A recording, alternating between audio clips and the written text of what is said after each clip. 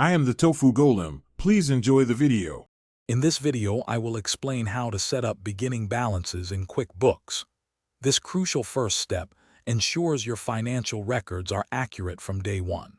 You'll need your most recent financial statements, like a balance sheet and profit and loss report, dated just before your QuickBooks start date. We'll walk through how to input these figures, ensuring every account reflects its true value. Getting this right prevents future discrepancies and makes reconciliation much smoother. To begin, navigate to your chart of accounts in QuickBooks. For each account, you'll find an option to enter an opening balance. Input the exact amount from your financial statements, making sure to use the correct date. For example, if your QuickBooks starts on January 1, your balances should be as of December 31 of the prior year.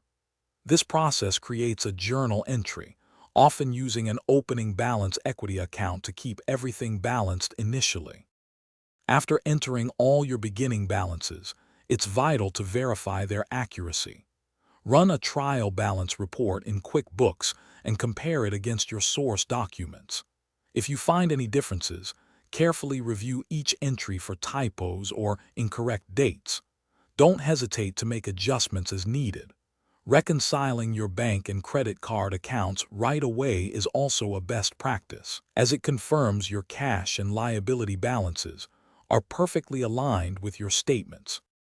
Common issues include entering balances on the wrong date or transposing numbers, which can throw off your entire financial picture. Always take your time and double-check every entry. If you're unsure about a specific account or a complex transaction, it's always wise to consult with an accountant or a QuickBooks Pro advisor.